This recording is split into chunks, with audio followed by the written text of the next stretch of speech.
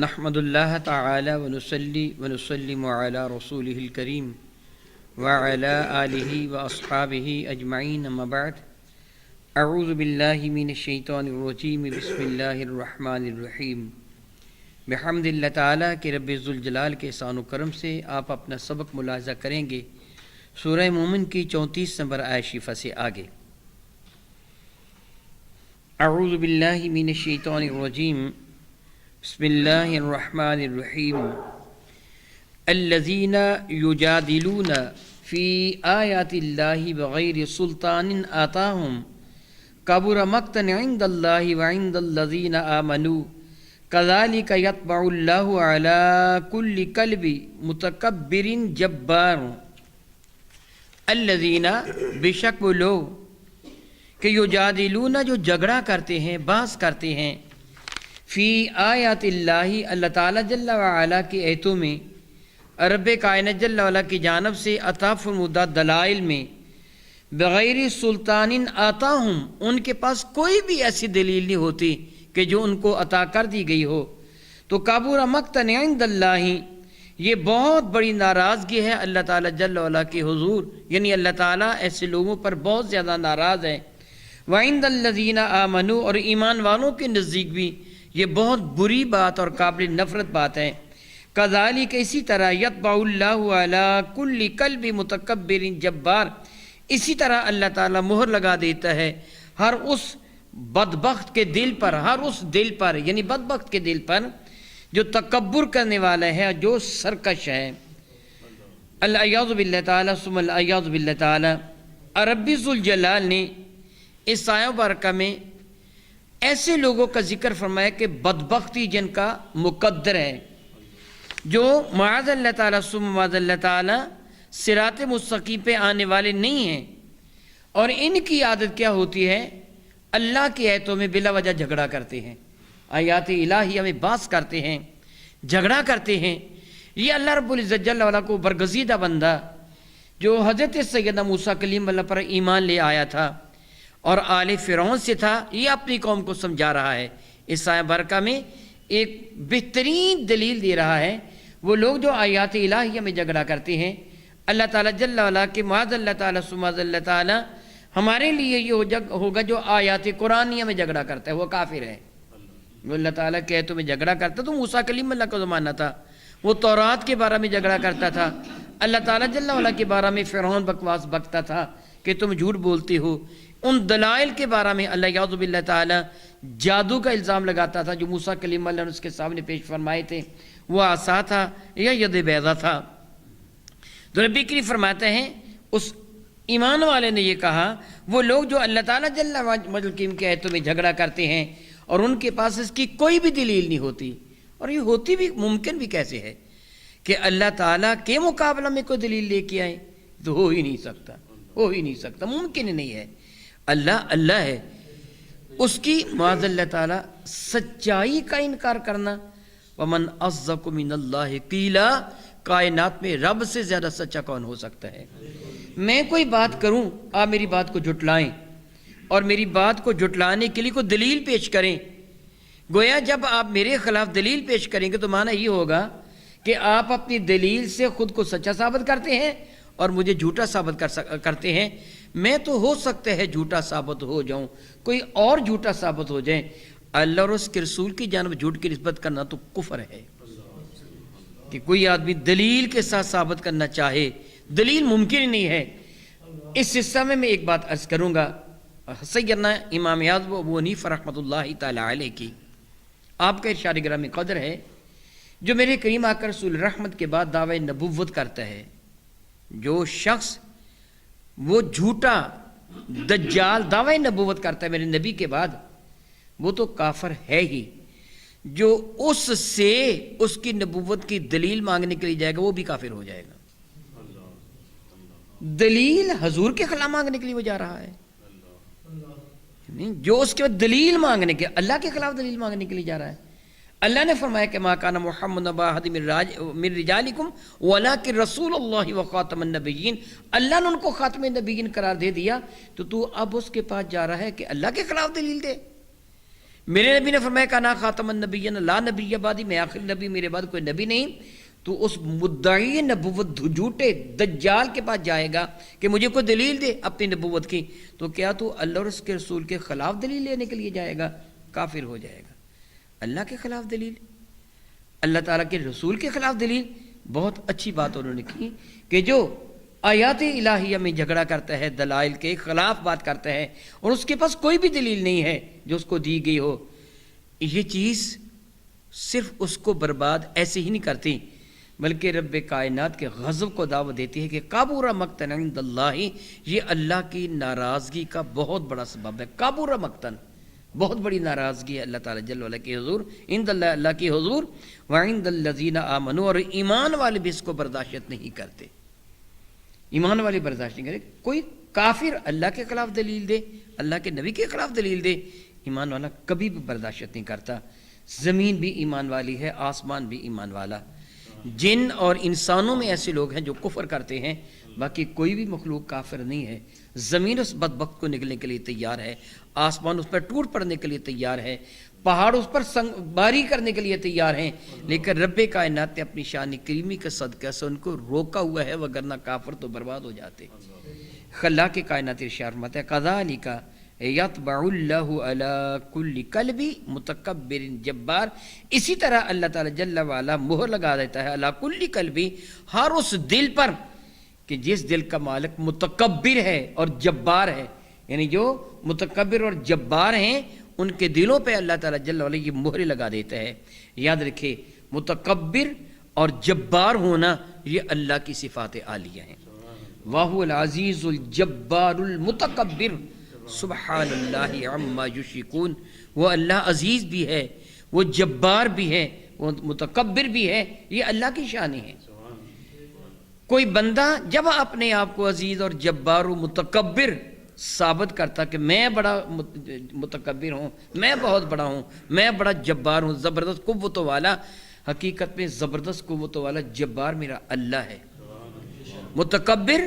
اپنی عظمتوں کا تذکرہ کرنا یہ میرے اللہ کے شایان نشان ہے، میرے اللہ کے شایان نشان ہے. امام الشیخ عبد المحدث دہلوی رحمہ اللہ تعالی علیہ بڑا پیارا جملہ نقل فرماتے ہیں مدارج النبوہ میں. جس طرح یہ ہے نا کہ تکبر اللہ کی شایان نشان ہے، اللہ تکبر کری اس کی شان ہے. وہ میرے کریم آقا رسول عربی شفیع معظم رحمۃ اللہ کے آئینہ کا ذکر فرماتے ہیں، مدارج النبوہ میں نقل فرماتے ہیں حضور کا آئینہ. پھر آگے لکھتے ہیں حق یہ ہے کہ جو ذات لائق ترین ہے آئینہ دیکھنے کے وہ میرے نبی کی ذات ہے. میں آئینہ دیکھوں گا تو مجھے اپنا عیب نظر آئے گا، آپ آئینہ دیکھیں گے تو آپ کو اپنا عیب نظر آئے گا، اور پھر میں کیا کروں گا؟ اپنے عیب کو دور کرنے کی کوشش کروں گا. اگر میری داڑھی بکھری میں اس کو سنوارنے کی کوشش کروں گا، میرے دائیں بائیں کچھ میں اس کو صاف کرنے کی کوشش کروں گا. میرا آئینہ مجھے میرا عیب دکھاتا ہے. حق یہ ہے کہ آئینہ دیکھنا میرے نبی ہی کو سزاوار ہے کہ جو ہر اعتبار سے بے عیب ہے، جو ہر اعتبار سے بے عیب ہے. تو اسی طرح تکبر کرنا یہ میرے اللہ کو سزاوار ہے. جبار خود کو کہلوانا یہ میرے اللہ کو سزاوار ہے، یہ میرے اللہ کی شان ہے. کوئی اور اس کو اپنائے گا تو اس کا عیب ہے. خلاق کائنات جل وعلا ارشاد فرماتے ہیں وقال فرعون، اور جب یہ دلائل اس برگزیدہ بندے سے فرعون نے سنے، اللہ اکبر اللہ اکبر، جو میں پہلے بھی بات کہہ چکا ہوں، حق کتنا بے باک ہوا کرتا ہے. میرے اور آپ کے کریم آقا کے ارشاد گرامی قدر، بہترین جہاد جابر سلطان کے سامنے کلمہ حق کہنا ہے. وہ اللہ کا برگزیدہ بندہ موسیٰ کلیم اللہ کا امتی آل فرعون کا یہ فرد کس قدر جرأت اور بے باکی کے ساتھ فرعون کی موجودگی میں لوگوں کو فرعون کی جھوٹی الہیت کی دھجیاں اڑا رہا ہے اور بتا رہا ہے کہ یہ اللہ ہونے کے لائق نہیں ہے، یہ مجبور ہے، یہ سرکش بن رہا ہے، یہ تکبر کر رہا ہے، یہ ہلاک ہونے والا ہے کہ اللہ اس پہ بڑا ناراض ہے. یہ اپنے آپ کو جبار کہہ رہا ہے، میں زبردست قوت والا ہوں. یہ متکبر بن رہا ہے کہ میں بہت بڑا ہوں، نا ربکم الاعلی کہہ رہا ہے. حقیقت میں یہ ساری باتیں اس کی تباہی و بربادی کا پیش خیمہ ہیں. اللہ اس سے ناراض ہے اور میں بھی اس سے نفرت کرتا ہوں کہ صاحب ایمان جو ہوں، ہر ایمان والے سے نفرت، میں بھی اس سے نفرت کرتا ہوں. سبحان اللہ، کتنی جرأت ہے حق میں. رب کائنات جل وعلا فرماتے ہیں یہ باتیں گویا سن کر وقال فرعون یا حمان ابن لی یا حمان نبن لی سرحا لعلی ابلغ الاسباب یا فرعون کہنے لگا اے حمان اپنے وزیر کو کہنے لگا یہ جو باتیں کر رہا ہے کہ اللہ ہے وہ ناراض ہو جائے گا، موسیٰ کہہ رہا ہے میں رب کی جانب سے اللہ کی جانب سے رسول بن کے آیا ہوں، تو یہ کون سی مشکل بات ہے اس کو تلاش کرنا؟ زمین میں تو ہمیں کہیں اللہ نظر آتا نہیں ہے، میرے سوا کہ میں اللہ ہوں انا ربکم الاعلی، میں ہی تمہارا بڑا رب ہوں، اور چھوٹے چھوٹے رب یہ بت جو ہیں یہ چھوٹے رب ہیں، فرعون کہا کرتا تھا انا ربکم الاعلی میں بڑا رب ہوں، یہ بت چھوٹے چھوٹے رب ہیں، زمین میں تو ہمیں میرے سوا کوئی رب نظر آتا نہیں ہے، کوئی اللہ نظر آتا نہیں ہے، جہاں تک تعلق آسمانوں کا ہے تو وہاں بھی دیکھ لیتے ہیں، تحقیق کر لیتے ہیں، معاذ اللہ تعالیٰ پھر اس سے بھی دو ہاتھ کر لیں گے، دیکھتے ہیں کون رب ہے۔ وقال فرعون، اور فرعون نے کہا یا حامان اے حامان، یہ اس کا وزیر تھا، بدبخت کا بدبخت وزیر، کہنے لگا یا حامان نبنی لی سرحن، اے حامان میرے لیے ایک مینارہ بنا، اونچا محل بنا، لعلی ابلغ الاسباب، تاکہ میں ان راہوں تک پہنچ جاؤں، میرے لیے اسباب مہیا ہو جائیں۔ سبب ہوتا ہے ایک شے کو پانے کا کوئی ذریعہ، کسی شے کو پانے کے کسی ذریعے کو اسباب، راستے کو بھی اسباب اس لیے کہا جاتا ہے، راستہ بھی کسی شے کو پانے کا ذریعہ ہوتا ہے، فلاں راستے سے میں گیا، فلاں راستے سے میں گیا، فلاں طریقے کو میں نے اپنایا، یہ سارے کے سارے اسباب ہیں۔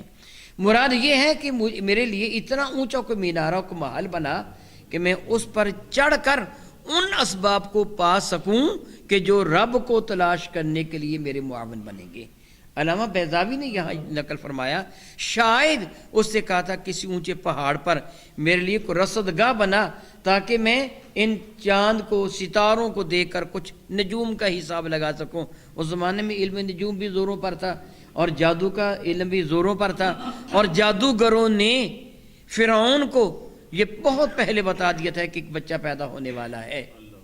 جو تیری ربوبیت کی تباہی کا باعث بنے گا، جو تیری جعلی خدائی کی جو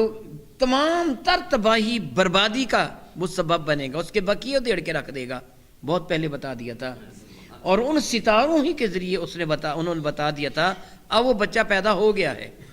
موسیٰ کلیم اللہ کی ولادت کے بعد بتا دیا تھا بچہ پیدا ہو گیا ہے۔ اس زمانے میں یہ علم نجوم اور اسی طرح جادو کا علم چونکہ زوروں پر تھا، اس سے کہا اونچی جگہ میری رصدگاہ بنا تاکہ میں آسمان کے ستاروں کا جائزہ لے سکوں۔ بعض نے یہ کہا، اور عموماً علماء نے یہ فرمایا کہ اس سے یہ کہا کہ میں اس رب کو تلاش کرتا ہوں آسمانوں پر، مجھے اونچا محل بنا کے دیں۔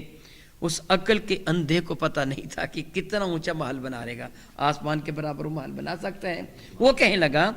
اسباب السماواتی، وہ اسباب بنا آسمانوں کی راہوں تک، یعنی مجھے آسمان تک پہنچا دے، ان راہوں تک پہنچا دے کہ تاکہ میں آسمان کا جائزہ لے سکوں، یا تو بلندی پر جا کے آسمان کا جائزہ لے سکوں، یا پھر آسمان پر چڑھ کر آسمان کا جائزہ لے سکوں، اونچا سارا محل بنا دے تاکہ میں اس محل کے ذریعے آسمان پر چڑھ جاؤں۔ فَاطَّلِعَ إِلَىٰ إِلَٰهِ مُوسَىٰ، تاکہ میں مطلع ہو جاؤں موسیٰ کے رب پر، اس کے الہ پر، جس کو یہ الہ کہہ رہا ہے نا، میں اس محل پر چڑھ کر دیکھوں گا، دائیں بائیں تلاش کروں گا موسیٰ کا الہ کہاں ہے۔ وَإِنِّي لَأَظُنُّهُ كَاذِبًا، بے شک میں گمان کرتا ہوں کہ یہ جھوٹا ہے، کوئی رب رب نہیں ہے، معاذ اللہ تعالیٰ سو معاذ اللہ تعالیٰ، تو میرے لیے ایک اونچا مینارہ بنا، ایک محل بنا، میں اس پر چڑھ کر تلاش کرتا ہوں آسمان پر کہ کوئی الہ ہے، میں ویسے گمان کرتا ہوں یہ ہے جھوٹا۔ گویا وہی بات کہ جو کھسیانی بلی کھمبا نوچے کہا جاتا ہے کہ اب اس سے کوئی اور بات آتی نہیں تھی، اور اس مومن آل فرعون کے دلائل اتنے زبردست دلائل تھے کہ لوگ تو ڈگمگا گئے تھے اس کے مقابلے میں کہ یہ کیا ہو گیا، اور خود فرعون کو فکر پڑ گیا تھا، اس لیے اب یہ ایسی باتیں کر رہا ہے کہ کوئی بات نہیں، جو تو کہہ رہا ہے نا کیسے ہے وہ رب ہے جو زبردست قوتوں والا ہے وغیرہ وغیرہ، معلوم ہوتا تو بھی موسیٰ پر ایمان لے آیا ہے، ڈر تھا کہ میں اس کو ایسے ہی قتل کر دوں گا تو کئی اور لوگ بھی ایمان لے آئیں گے، ان کو جرت ہو جائے گی، تو میں ان کے سامنے ایک دلیل پیش کرتا ہوں کہ میں خود تلاش کر کے تمہیں بتاتا ہوں رب ہے، اگر ہوگا تو پھر ہم دیکھیں گے، ٹھیک ہے پھر میں بھی مان جاؤں گا، میں تلاش کرتا ہوں کہ رب واقعی ہے، لیکن میں گمان کرتا ہوں انی لاظنہ کاذبا، میں گمان کا تو یہاں گمان بمانی یقین ہے علماء کے نزدیک کہ میں یہ یقین کرتا ہوں کہ یہ موسیٰ کلیم اللہ معاذ اللہ تعالیٰ سماذ اللہ تعالیٰ جھوٹے ہیں۔ رب کریم فرماتا ہے وَكَذَلِكَ زُجِّنَ لِفِرْعَوْنَ سُوءُ عَمَلِهِ، اسی طرح ہم نے مزین کر دیا تھا، خوبصورت کر دیا تھا فرعون کی نظر میں اس کی بدعمالیوں کو۔ ایسے ہی ہوتا ہے، یوں ہی ہوا کرتا ہے۔ جب رب کائنات جل وعلا کسی کو ہدایت کی دولت عطا نہیں فرمانا چاہتا تو پھر گناہ اس کی نظر میں محبوب ہو جایا کرتا ہے، پھر وہ علل اعلان بدبختی کر کے شراب علل اعلان پی کے فخر کرتا ہے میں شرابی ہوں، پھر وہ جوا کھیل کر، پھر وہ بدکاری کر کے، وہ حرام کمائی کر کے علل اعلان بتاتا ہو کہ میں حرام خور ہوں، میں ایسا ہوں، میں ایسا ہوں، میں ایسا ہوں، پھر حیا اس کے پاس ہوتا ہی نہیں ہے۔ حیا تو ایمان کا حصہ ہے کہ الحیاء من الایمان، پھر وہ بے حیا و بے غیرت ہو جاتا ہے، اس کی نظر میں گناہ باقی رہتا، پھر وہ گناہ کو ایک محبوب عمل سمجھ کے کرتا ہے۔ الیاذ باللہ تعالی ثم الیاذ باللہ تعالی۔ رب کریم فرماتے ہیں وَكَذَلِكَ زُجِّنَ لِفِرْعَوْنَ سُوءُ عَمَلِهِ، اسی طرح ہم نے خوبصورت بنا دیا فرعون کی نظر میں اس کے اعمال بد کو۔ میں اللہ تعالیٰ سے معافی مانگتا ہوا کہہ رہا ہوں، آج دہشت گرد اگر کہیں خودکش حملہ کر کے خود کو ہلاکت کی اور تباہی کے گھڑے میں گراتا ہے، خودکشی کرتا ہے کہ جو فعل حرام ہے، ایمان والوں کو شہید کرنا، قتل کرنا فعل حرام ہے، یہ فعل حرام کرتا ہے وہ محسوس کرتا ہے کہ میں بہت اعلیٰ کام کر رہا ہوں، اس کی نظر میں شیطان اس بات کو بہت مزین و خوبصورت بنا دیا ہوتا ہے، وہ یہ خیال کرتا ہے کہ دھماکہ ہوتے ہی میں جنت کے اندر پہنچ جاؤں گا، حوریں میرے انتظار میں کھڑی ہیں، مجھے اپنی آغوش محبت میں لے لیں گی، اس کی نظر میں اس کے عمل کو محبوب بنا دیا جاتا ہے۔ اور یہ ابلیس لعین کی بدترین سازش ہے کہ کسی کی نظر میں گناہ کو محبوب بنا دے، پھر وہ آدمی گناہ اس نیت کے ساتھ کرے کہ میں تو نیکی کر رہا ہوں، حالانکہ کوئی نیکی نہ ہو وہ ہو گناہ، پھر اسے توبہ کی توفیق بھی میسر نہیں آتی۔ جو گناہ کو نیکی سمجھ کر کرتا ہے نا، توبہ کی توفیق تو تب ملے گی نا جب گناہ کو گناہ سمجھے گا، جب وہ جرم کو جرم ہی نہیں سمجھتا ہے۔ جس طرح اللہ تعالیٰ فرماتا ہے وَإِذَا قِيلَ لَهُمْ لَا تُفْسِدُوا فِي الْأَرْضِ قَالُوا إِنَّمَا نَحْنُ مُصْلِحُونَ، ان کو کہا جاتا ہے زمین میں فساد نہ پھیلاؤ، وہ کہتے ہیں ہم تو اصلاح کر رہے ہیں، فساد تو نہیں ہے، ہم تو اصلاح کر رہے ہیں۔ وہ اللہ یعوذ باللہ تعالیٰ وہ گناہ کو نیکی اور نیکی کو گناہ سمجھتے ہیں۔ اللہ کے کائنات ارشاد فرماتے ہیں وَكَذَلِكَ زُجِّنَ لِفِرْعَوْنَ سُوءُ عَمَلِهِ، اسی طرح مزین کر دیا، آراستہ کر دیا، خوبصورت کر دیا فرعون کے لیے اس کی بد اعمالیوں کو۔ وَصُدَّ عَنِ السَّبِيلِ، استغفر اللہ، اسے روک دیا گیا اللہ کی راہ میں، ماضی مجہول کا صیغہ ہے، صدّ روک دیا گیا، جس کو اب اللہ ہی گمراہی میں چھوڑ دے کون اسے ہدایت دے گا؟ نہیں دے سکتا، کوئی بھی نہیں دے سکتا، جس کو اللہ گمراہی میں چھوڑ دے اس کی راہیں بند کر دے۔ ارشاد فرماتے ہیں وَمَا كَيْدُ فِرْعَوْنَ إِلَّا فِي تَبَابٍ، اور فرعون کا مکر، اس کا داؤ، اس کا فریب سوائے تباہی و بربادی کے کچھ بھی نہ ہو سکا، اس کا مکر تباہ کر دیا گیا، فریب تباہ کر دیا گیا۔ مفسرین کرام فرماتے ہیں کہ فرعون لعین نے یہ کوشش کی تھی کہ اب اس شخص کو شہید کر دے جس نے اتنی بے باکی کے ساتھ فرعون کی آنکھوں میں آنکھیں ڈال کے اس سے باتیں کی تھی، اور اس کی موجودگی میں اس کے ہوا خواہوں کو سمجھایا تھا یہ مردود ہے، یہ رب نہیں، یہ تباہ ہونے والا ہے۔ اللہ وہ وحدہ لا شریک ہے جو موسیٰ اور حضرت ہارون کا رب ہے، وہ رب ہے، یہ تو رب نہیں ہے جس نے یہ سب کچھ بتا دیا تھا۔ اس نے چاہا تھا فرعون نے کہ میں اس کو شہید کر دوں، مفسرین کرام فرماتے اس کی حفاظت رب کائنات نے فرمائی، فرعون اس کو شہید نہ کر سکا، اور جس کو اللہ بچائے اسے کوئی نہیں مار سکتا،